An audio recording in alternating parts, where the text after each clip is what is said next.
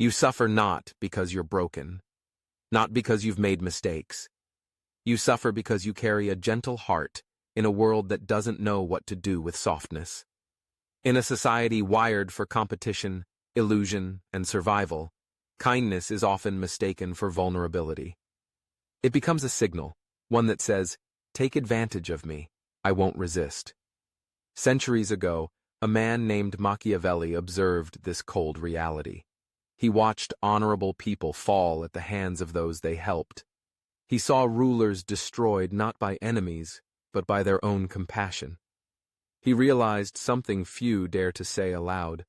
Kindness without power is often punished, not praised. If you choose to be gentle before you're respected, merciful before you're feared, you open the door to pain. Not because you're doing something wrong, but because the world doesn't value what it gets for free. It doesn't honor what offers no resistance. In Machiavelli's world, kindness wasn't a moral ideal. It was a currency. But it worked in reverse. Others spent your kindness to their benefit. The more you gave, the more they took. The more understanding you showed, the less you were understood. The painful truth? Most people don't recognize compassion unless it stands beside strength. They don't respect empathy unless it's guarded by boundaries. They don't trust goodness unless it's given with precision, not out of habit. Unlimited kindness feels cheap. And in any system, whether personal or political, what is cheap becomes replaceable. From the time we were children, we were told to be nice, to forgive, to give people the benefit of the doubt. But what they never told us was this: every kind act is a message. And in a world full of predators, that message is often heard as weakness. You offered your time to those who wasted it. You gave chances to those who proved they didn't deserve them. You silenced your needs hoping others would hear them anyway. But they didn't. They only heard your silence as permission. Because kindness without strategy isn't virtue, it's surrender. And this is why you suffer. Machiavelli warned us, appearances rule the world. You could be noble in your heart, but if you appear soft, few will treat you with dignity.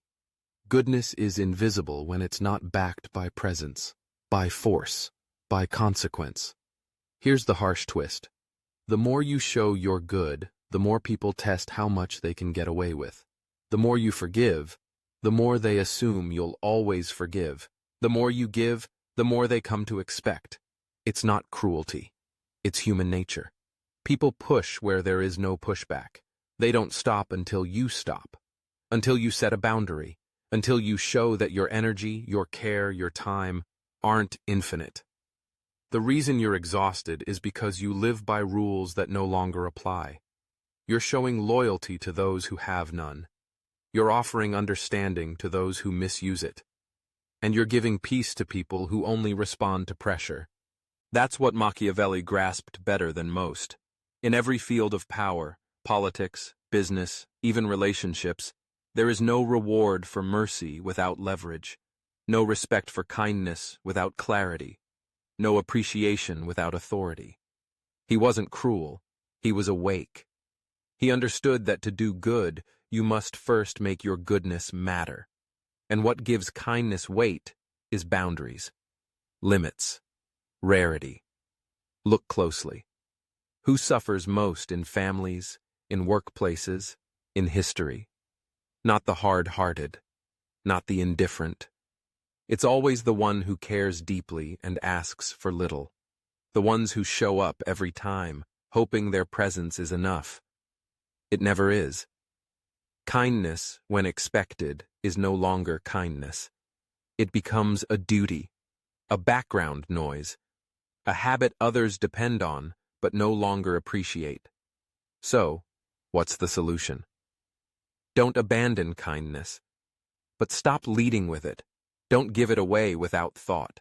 Stop offering it without discernment. Let kindness be a decision, not a reflex. Make people earn your softness. Make them wonder why you chose to be kind to them and not to someone else. That's when kindness becomes powerful, when it's intentional, when it's rare. Machiavelli would say, power doesn't come from cruelty. It comes from control. The most formidable kindness is the one extended by someone who could hurt you, but doesn't. That's what makes people pay attention. That's what creates pause. They ask, what does he gain by being good to me? What happens if I cross him? That uncertainty is power. That's strategic compassion. There's a reason true leaders keep a distance. Why kings sat high on thrones. Accessibility destroys mystique. And kindness, without limits, makes you overly accessible. You answer first. You forgive quickly. You offer help before it's even asked for. Then you wonder why people stop valuing your presence. It's not because they're blind. It's because you've removed all friction. Machiavelli would remind you, to be valued, you must first be missed. To be respected, you must become inconvenient to disrespect. Teach people this, that getting access to you is not a right. It's a privilege, and privileges must be earned. Some acts of kindness are just fear in disguise. You don't want to say no. You don't want to upset anyone. You don't want to seem selfish. So instead, you harm yourself quietly, over and over. You give away your energy like it costs nothing. You burn out. You smile through exhaustion. And no one notices, because you trained them not to. Every unconscious act of kindness is a silent betrayal of yourself. You overextend to those who didn't ask, or worse, those who expected. And when they don't appreciate it, you feel hurt. But they didn't take from you. You offered. In Machiavelli's world, volunteers are the first to be used. He never said, don't be kind. He said, don't be careless. Make your kindness count. Use it to build loyalty. Use it to build influence. Use it to build strength. But never let it be your only identity. Because when kindness becomes your default, it loses all its weight. It becomes background noise, a habit people exploit, not a virtue they admire. If you want to shift, shift here. Stop giving by default. Start giving by design. Because kindness without boundaries is emotional exposure, and exposure invites harm. You've seen it. You give more. You try harder. And somehow they treat you worse. They expect more. They grow colder. Why? Because what's freely given is rarely respected, and what's always available is quietly dismissed. People don't take from you because they're evil. They take because you taught them that access to you costs nothing, that your consistency is unconditional, that your time and care are endless. The world doesn't reward effort. It rewards scarcity. Now think of someone you deeply respect. Is it because they were always nice? Or because they were intentional, powerful, rare? Machiavelli understood this. The rarer your presence, the greater its value. And the rarer your kindness, the more powerful it becomes. So next time you feel guilty for saying no, for creating space, for choosing yourself, remember this. Gold isn't precious because it shines. It's precious because it's rare. And those who are truly respected, they make their kindness rare. There's a version of you that exists just to please others, that says yes when your soul screams no, that hopes if you're kind enough, people will finally see your worth. That version of you has to go. You weren't born to be liked. You were born to be free. And freedom doesn't come from kindness alone.